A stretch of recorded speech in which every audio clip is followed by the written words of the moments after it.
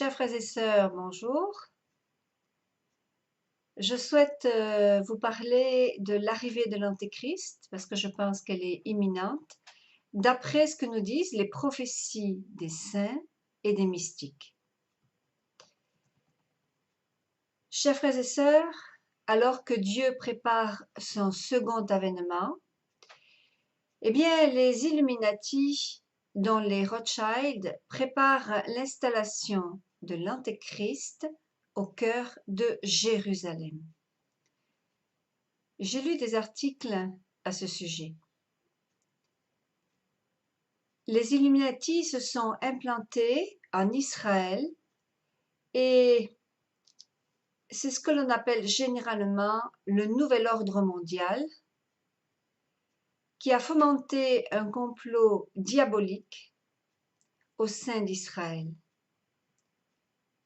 Le diable sait qu'il devra mener son combat ultime à Jérusalem.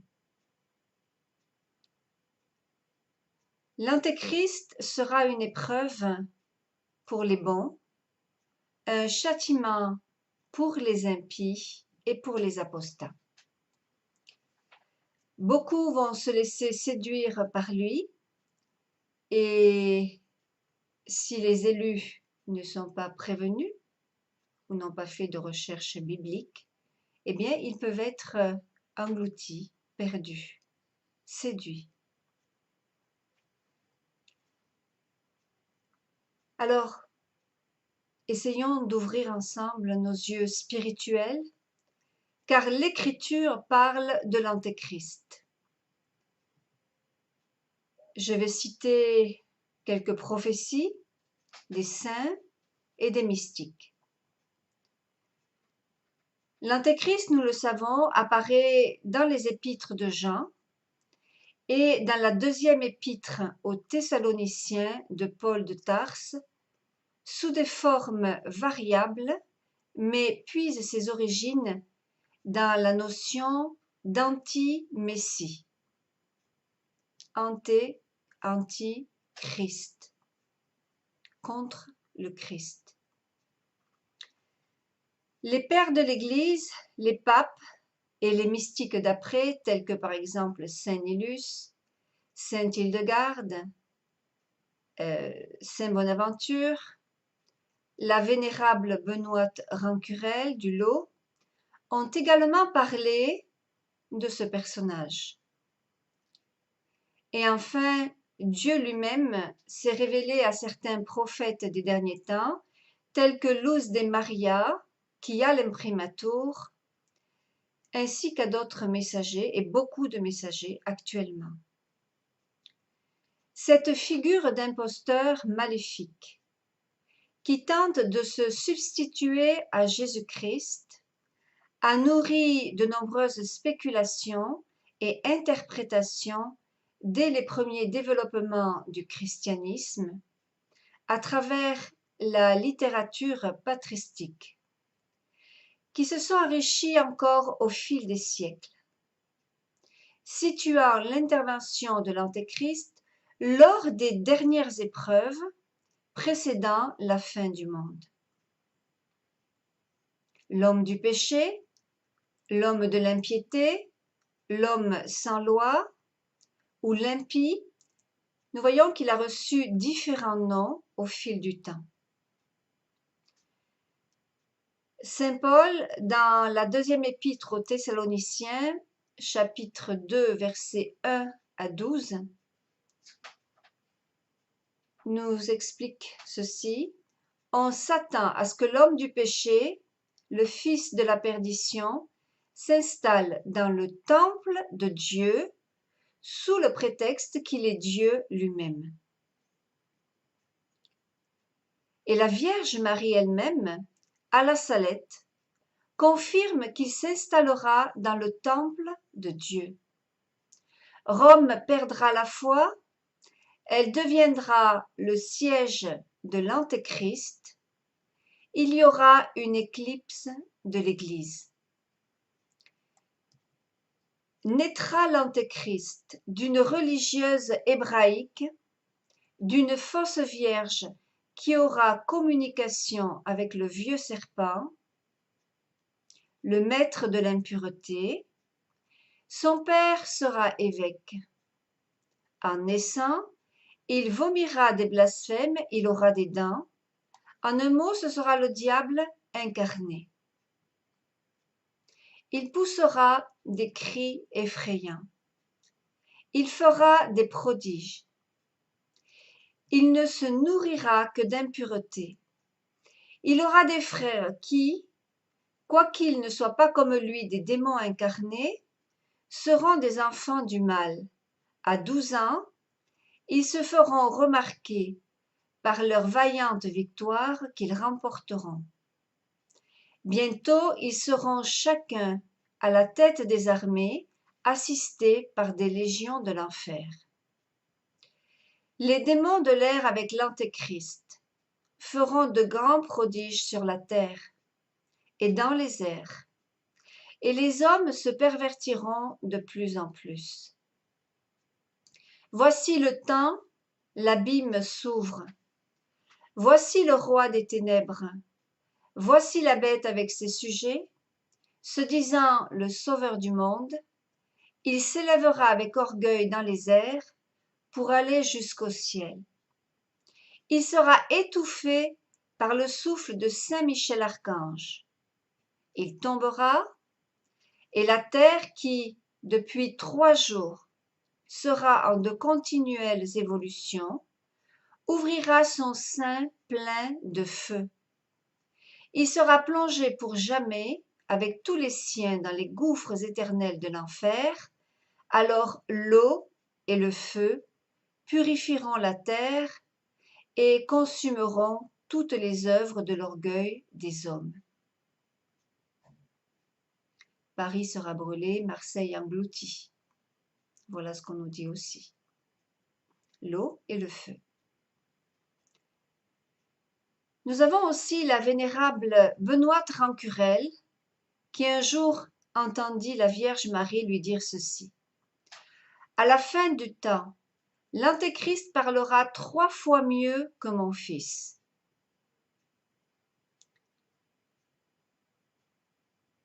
Saint Nilus.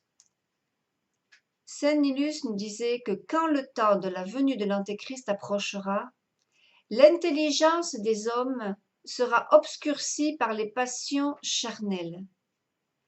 L'avilissement et la licence s'accentueront. Le monde deviendra alors méconnaissable. Les gens changeront d'apparence, tellement qu'il sera impossible de distinguer les hommes des femmes à cause de l'effronterie dans leur manière de s'habiller et dans la mode de leurs cheveux. Ces gens-là seront cruels et comme des animaux sauvages à cause des tentations de l'Antéchrist. On ne respectera pas les parents et les aînés, l'amour disparaîtra et bien des pasteurs chrétiens deviendront des hommes vains, complètement incapables de distinguer le chemin à droite du chemin à gauche. En ces temps-là, en effet, les lois morales et les traditions des chrétiens et de l'Église changeront. Les gens ne pratiqueront plus la modestie et la dissipation régnera. Le mensonge et la cupidité atteindront de grandes proportions et malheur à ceux qui empileront des trésors. La luxure, l'adultère, l'homosexualité, les actions secrètes et le meurtre seront la règle de la société. Et c'est ce que nous vivons aujourd'hui. En ce temps futur, à cause du pouvoir de si grands crimes et d'une telle débauche, les gens seront privés de la grâce du Saint-Esprit, reçus à leur baptême, et de même, ils n'auront pas de remords. Les églises seront privées de pasteurs pieux et craignant Dieu, et malheur aux chrétiens qui resteront sur la terre à ce moment-là. Ils perdront complètement leur foi, car il n'y aura plus personne pour leur montrer la lumière de la vérité. Nous y sommes, frères et sœurs, pratiquement. Ils s'éloigneront du monde en allant dans de saints refuges, dans le but d'alléger leurs souffrances spirituelles. Mais partout, ils ne rencontreront qu'obstacles et contraintes. Tout cela résultera du fait que l'Antéchrist voudra être le Seigneur de toutes choses et devenir le maître de tout l'univers. Il accomplira des miracles et des signes invraisemblables. Il donnera aussi au pauvre homme une sagesse dépravée, pour découvrir une manière par laquelle un homme puisse mener une conversation avec un autre, d'un bout à l'autre de la terre. En ce temps-là aussi, les hommes voleront dans les airs comme des oiseaux et descendront au sein de l'océan comme des poissons. Et lorsqu'ils en seront là, ces gens malheureux passeront leur vie dans le confort sans savoir, pauvres âmes, que c'est une supercherie de Satan, et lui, l'impie, remplira à tel point la science de vanité, qu'elle s'écartera de la voie droite et conduira les gens jusqu'à la perte de la foi dans l'existence de Dieu, d'un Dieu en 3 personnes. Alors le Dieu infiniment bon verra la déchéance de la race humaine, et il raccourcira les jours pour l'amour du petit nombre de ceux qui doivent être sauvés. Car l'ennemi voudrait amener même les élus dans la tentation si c'était possible. Alors l'épée du châtiment apparaîtra soudain et elle abattra le corrupteur et ses serviteurs. Nous avons aussi la grande Sainte Hildegarde. Je vais vous parler un petit peu de ses prophéties. Sainte Hildegarde était une abbesse des bénédictines de Rubensberg, sur le Rhin, qui a été surnommée la prophétesse du Nouveau Testament. Voici quelques prophéties. Mon fils est venu au monde après les 5 premiers âges, et lorsque le monde était déjà presque vers son déclin. Le fils de perdition, qui régnera très peu de temps, viendra dans les derniers jours. Après avoir passé une jeunesse licencieuse au milieu d'hommes très pervers, et dans un désert où elle aura été conduite, un démon déguisé en ange de lumière, la mère du fils de perdition le concevra et l'enfantera.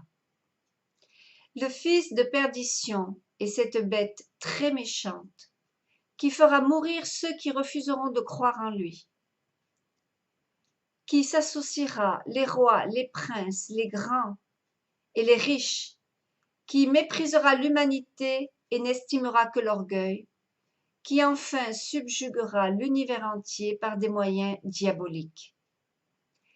Il paraîtra agiter l'air, faire descendre le feu du ciel, produire des éclairs, le tonnerre et la grêle, renverser les montagnes, dessécher les fleuves, dépouiller la verdure des arbres et des forêts, et la leur rendre ensuite.